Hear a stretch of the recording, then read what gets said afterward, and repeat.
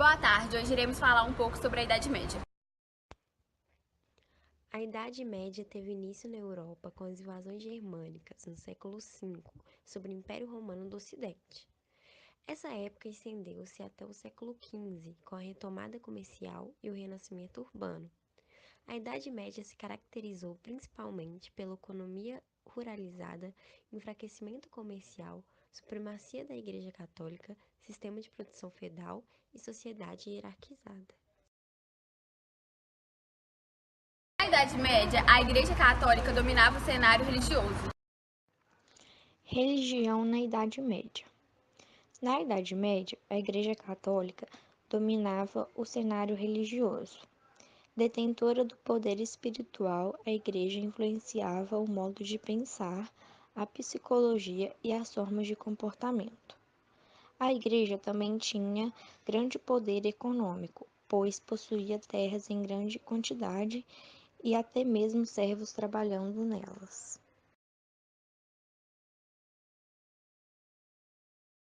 A educação, cultura e arte medieval. A educação era para poucos. Foi marcada pela influência da Igreja, que ensinava o latim, valores morais e doutrinas religiosas. Grande parte da população medieval era analfabeta e não tinha acesso aos livros, pois só os filhos dos nobres estudavam. A arte medieval também era fortemente marcada pela religiosidade da época. As pinturas retratavam quase sempre passagens da Bíblia e ensinamentos religiosos. As pinturas medievais e os vitrais das igrejas eram formas de ensinar a população um pouco mais sobre a religião cristã e passagens bíblicas. Já a cultura medieval foi fortemente influenciada pela religião católica romana. Na arquitetura se destacou a construção de castelos, igrejas, pontes e catedrais.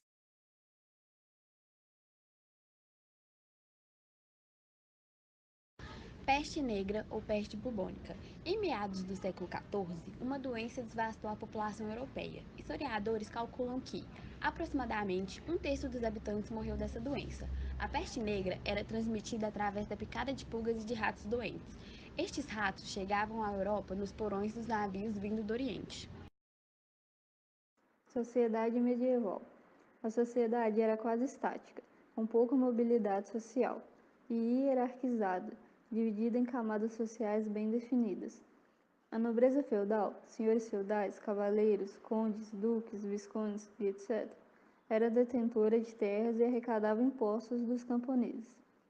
O clero, membro da Igreja Católica, tinha um grande poder, pois era responsável pela proteção espiritual da sociedade.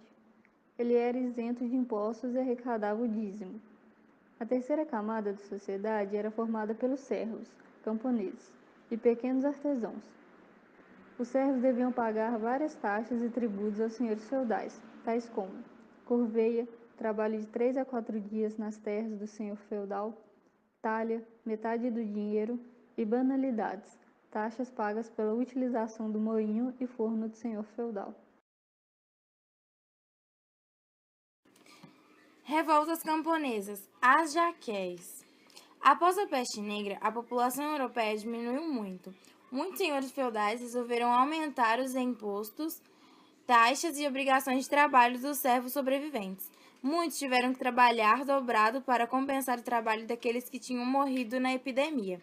Em muitas regiões da Inglaterra e da França, estouraram revoltas camponesas contra o aumento da exploração dos senhores feudais. Durante a Idade Média, diferentes povos lutaram entre si. Os nobres compunham os exércitos que juravam lealdade uns aos outros. Eles fizeram guerra por toda a Europa e protegiam os interesses de seus reis. Será que eles lutavam o tempo todo durante a guerra? Como conseguiam dinheiro e comida? Como esses nobres faziam para se manter? Pergunta inteligente, Pipo. Os nobres precisavam de cavalos, armaduras, espadas, capas e alimentos. E tudo isso vinha dos camponeses, que trabalhavam incansavelmente em cada feudo. Eles produziam todos os alimentos e bens para os senhores e seus exércitos. Os camponeses trabalhavam duro todo o ano e produziam toneladas de alimentos. Alimentos esses que os senhores tomavam deles. Isso porque, tecnicamente, os senhores eram donos de tudo. Algumas vezes, mal deixavam comida suficiente para os camponeses passarem um ano sem fome. Estes camponeses que trabalhavam muito faziam parte do que chamamos de roda da sociedade feudal. Estes eram os nobres e cavaleiros dedicados ao combate. Havia também os monges e clérigos, que se dedicavam aos assuntos da igreja. E também havia os camponeses, que cultivavam e forneciam alimentos e riqueza para os outros. Cada grupo social dependia do outro.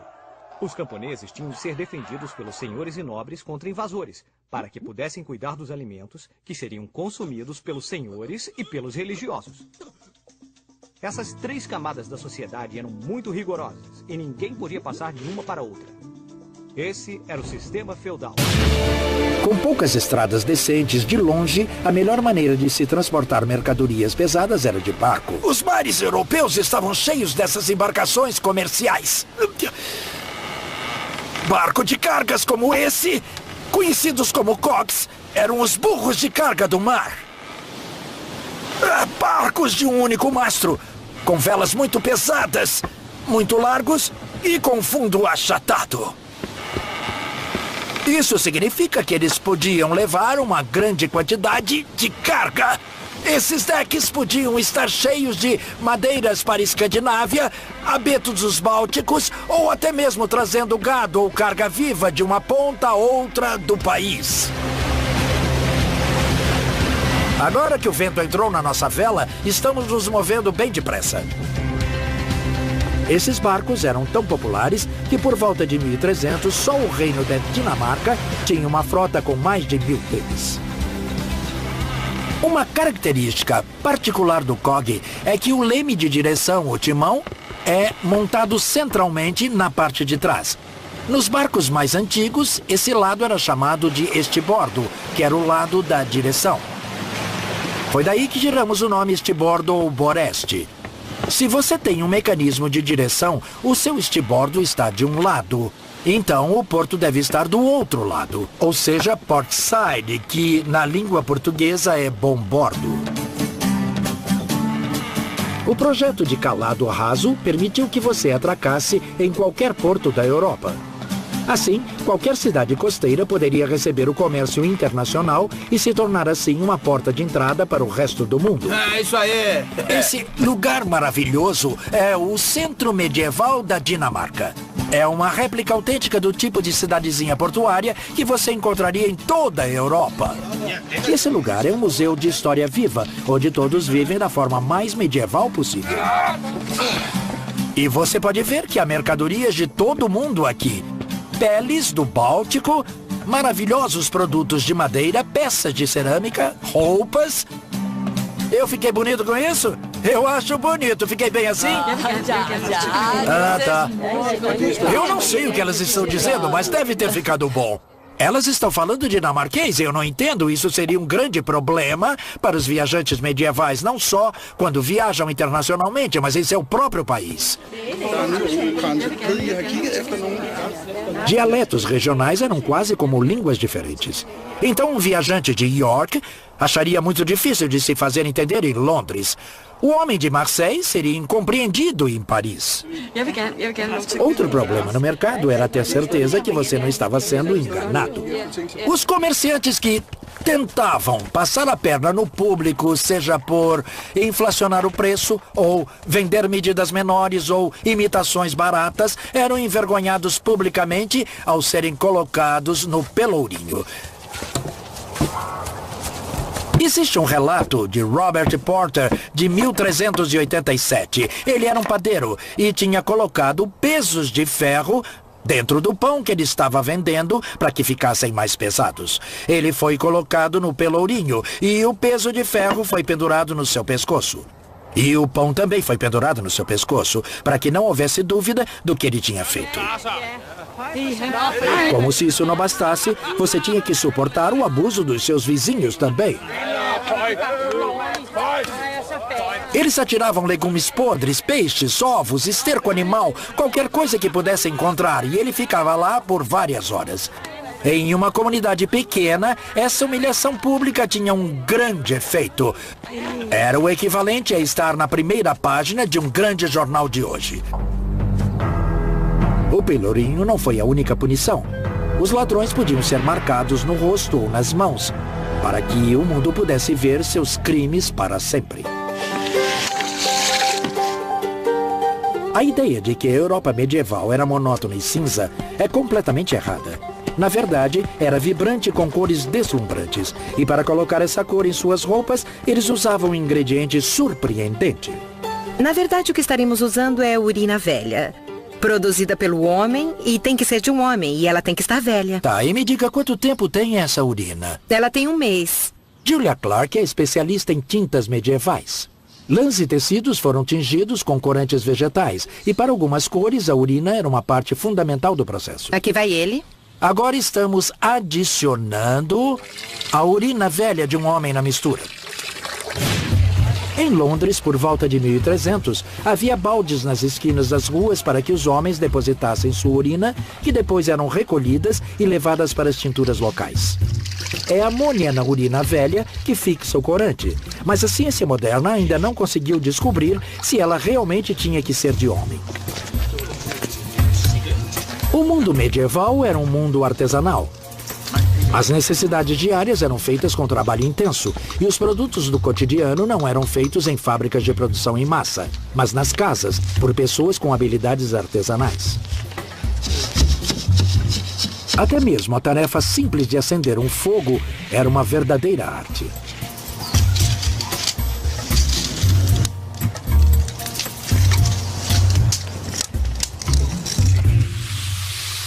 Quando o sol se punha, você poderia pensar que a vida medieval parava, mas isso seria subestimar o poder da luz do fogo, das velas, bebida e boa companhia. Esta é uma taverna, não especialmente acolhedora para os viajantes, não acolhia estranhos. Para isso, eu precisaria ir a uma estalagem. Era lá que um viajante iria encontrar comida e alojamento. A taverna é para a comunidade local. Aqui, todo mundo conhece todo mundo. Este é o seu ponto de encontro. Eu sou um forasteiro para eles, então vou me sentar aqui sozinho. As tavernas foram tão populares que na Londres de 1300 tinha 3 vezes mais tavernas do que igrejas. Este é um estabelecimento bastante respeitável.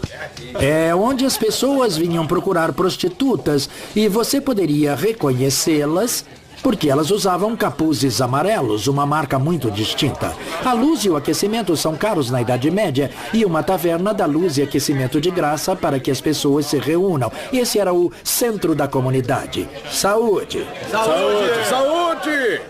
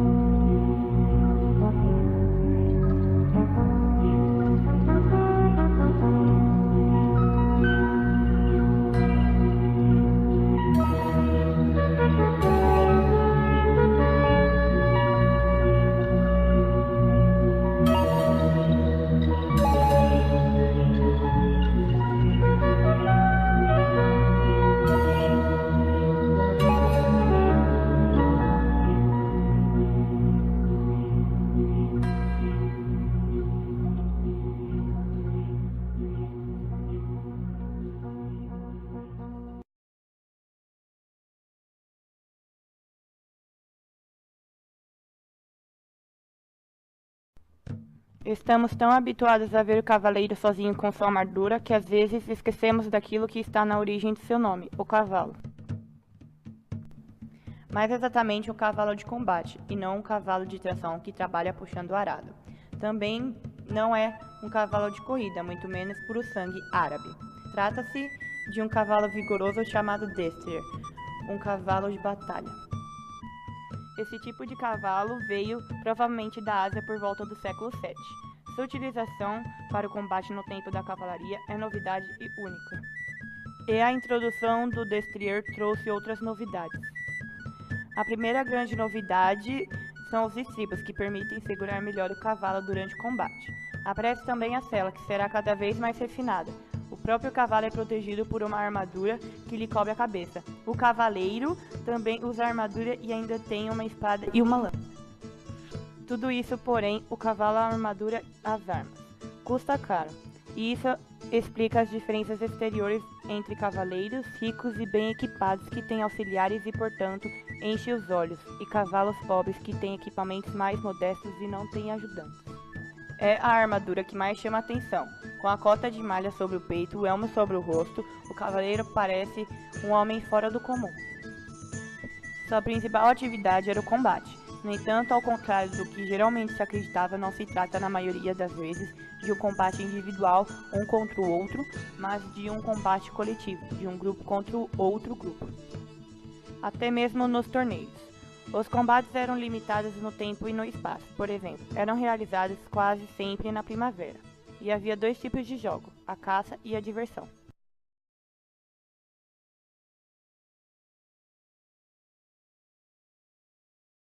Na Idade Média, todos os países da Europa eram cristãos, e o chefe dos cristãos era o Papa, que morava em Roma.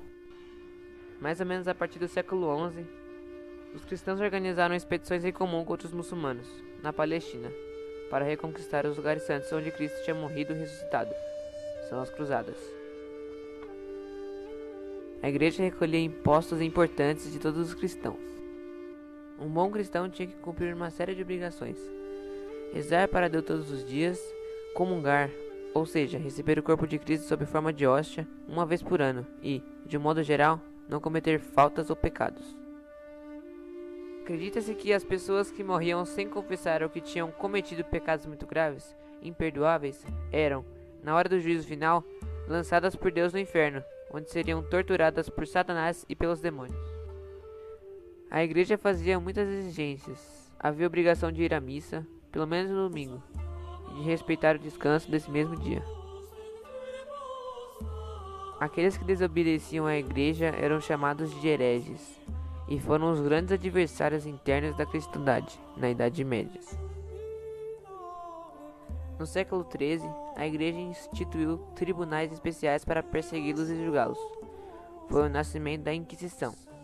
Aqueles que eram condenados por esses tribunais eram entregues ao braço secular, isto é, à polícia do poder leigo que executava a sentença, ou a prisão perpétua, ou a morte na fogueira. A partir do século XII, foram atribuídos aos judeus crimes totalmente falsos, como profanar a hóstia ou matar crianças cristãs. Daí resultaram massacres coletivos, os pogroms, realizados principalmente por gente do povo. No final do século XI, o papado começou a pregar uma grande expedição cristã. Foi a primeira cruzada. Ela levou para a Palestina muitos cristãos, atraídos por dois motivos: o serviço da fé, mas também o desejo de pilhar e conquistar. As cruzadas custaram caro em meios e em homens, e provocaram nos muçulmanos fortes rancores, ainda existentes nos dias de hoje.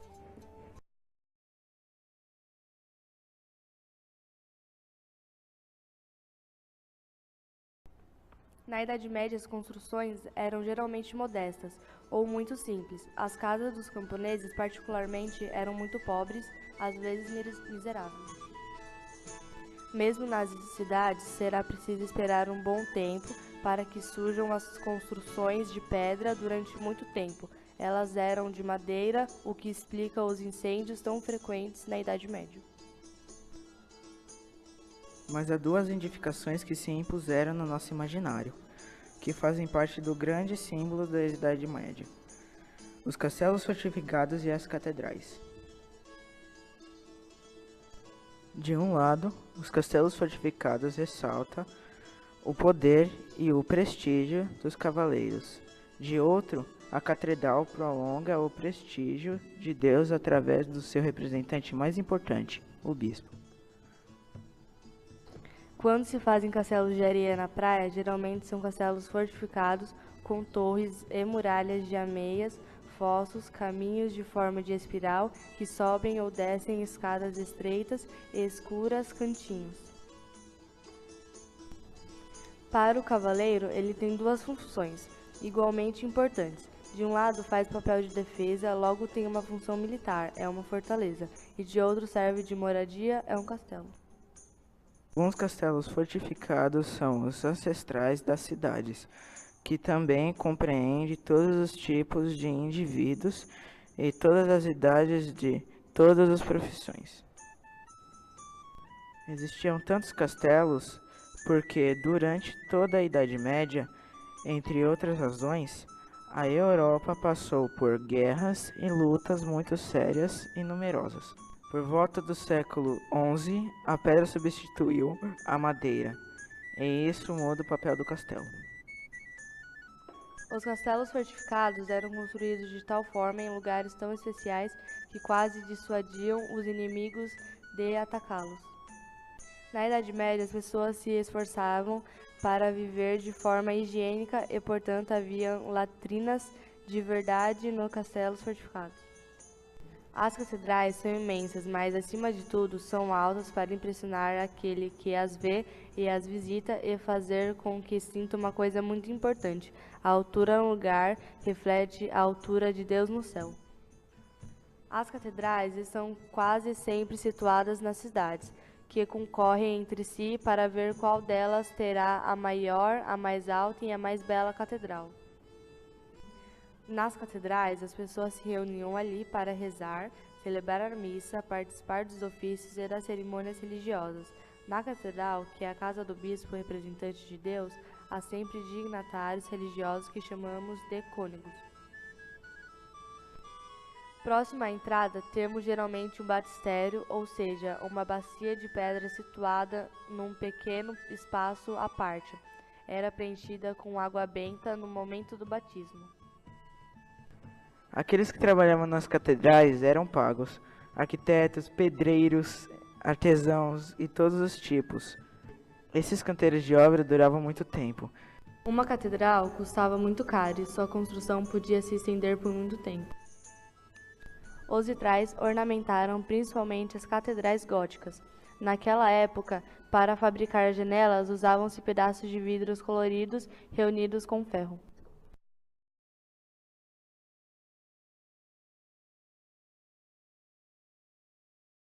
No sistema feudal, os senhores tinham quase todos os poderes, mas acima deles haviam pessoas ainda mais poderosas. Essas pessoas eram os reis.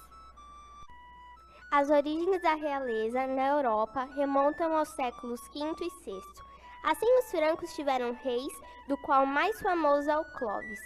Os godos também tiveram, e o mais famoso deles é o Teodorico, estabelecendo em Ravenna, na Itália. Os reis distinguiam dos senhores pelos objetos reais, geralmente um trono, uma coroa, um bastão chamado cetro, e em alguns casos a mão de justiça, mão aberta fixada a um bastão. Os reis eram comandantes do exército. Na maioria das vezes, o exército real era reorganizado para cada guerra, na primavera. Esse exército era formado de um lado por soldados dependentes do rei e saídos do seu território, e de outro por mercenários, isso é, soldados estrangeiros aos quais os reis pagavam um soldo. Em certos países, os reis tinham a tendência de ficar o maior tempo possível numa cidade, que era então considerada como a cabeça do reino, ou seja, a capital. Na França, Clovis fez Paris sua capital.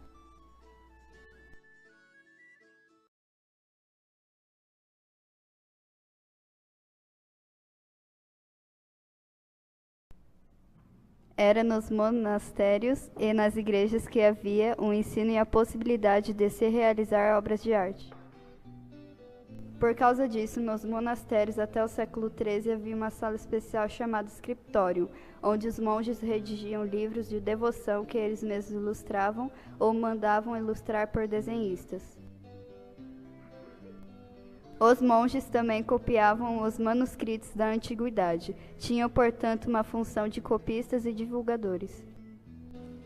Foi nas igrejas onde se desenvolveram, além da arquitetura, as duas grandes artes dessa época, que eram a escultura e a música, sem falar dos afrescos.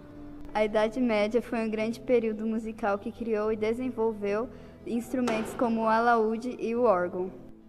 Mas o principal instrumento musical na Idade Média era a voz humana. A literatura estava em alta na Idade Média. Considera-se que o maior escritor e poeta da Idade Média foi o italiano Dante, que no começo do século XIV escreveu uma imensa epopeia em versos, a Divina Comédia.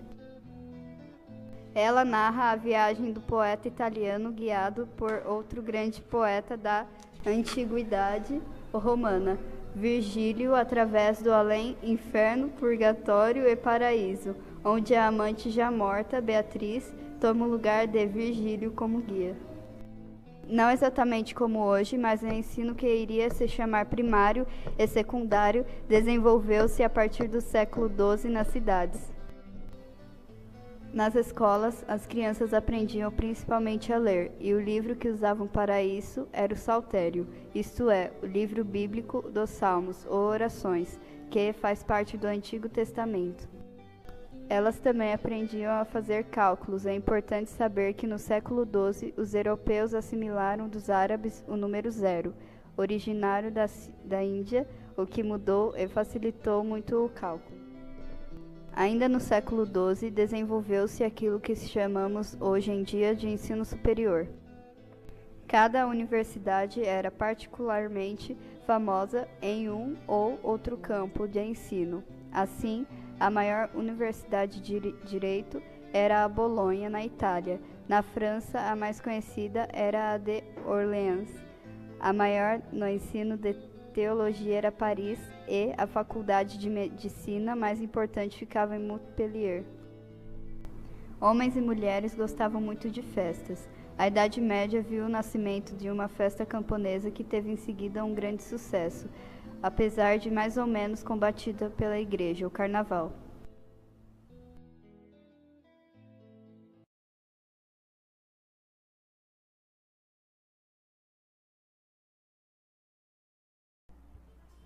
Na Idade Média, há primeiramente uma grande separação entre dois tipos de homens. De um lado, aqueles que dedicaram sua vida a Deus e à religião e que são chamados de clérigos. De outros, homens que têm uma família, uma profissão, são mais independentes em relação à igreja, são os leigos. Os clérigos estavam divididos em dois grupos. De um lado, há os clérigos que estão em contato com os fiéis, tendo à frente os padres. Eles constituem aquilo que chamamos de clero secular, pois vivem no século, isso é, no mundo. Do outro lado, temos o clero que é solitário e que vive isolado do mundo, mesmo que tenha mais contatos com o mundo do que podemos imaginar. São os monges, os regulares, aqueles que vivem sozinhos. Existiam três tipos de leigos: os senhores ou nobres, os camponeses ou servos, os habitantes das cidades ou os citadinos. Primeiro, aqueles que ocupam a posição mais elevada, e dos que já falamos, os cavaleiros. Abaixo dos senhores, temos todo o povo dos não-nobres, geralmente camponeses. Até o século XII, os camponeses não eram verdadeiramente livres. Eram chamados de servos, uma palavra que vem do latim servus, escravo. Havia feiras por toda a Europa, nos séculos XII e XIII. As mais frequentadas e as mais famosas eram da região de Champagne, na França, onde se sucediam e proliferavam durante o ano todo. Na Idade Média havia, às vezes no mesmo país, moedas diferentes e por isso uma das atividades dessas feiras era o câmbio, feito por pessoas especializadas e muito hábeis nesse comércio de dinheiro. As cidades da Idade Média eram também habitadas por inúmeros pobres, e essa pobreza é certamente um dos pontos negros daquilo que chamamos de Idade Média Má. Foi principalmente no setor de alimentação, para dar uma resposta à fome, que a Idade Média se esforçou para desenvolver a caridade. Certas ordens religiosas construíram os primeiros hospitais, que eram chamados Casas de Deus. Ainda subsistem em duas cidades, em Beaune, na Borgonha, e em Siena, na Itália. No século XIV, houve uma doença muito disseminada e muito temida, a lepra. Como se pensava que a lepra era contagiosa, os leprosos que andavam pelas ruas deviam sacudir uma espécie de sineta, a matraca. Uma doença terrível, extremamente contagiosa, propagou-se em seguida, a peste negra. A primeira grande epidemia, em 1348 a 1349, surpreendeu os cristãos. Ela provocou o desaparecimento de famílias e de conventos inteiros.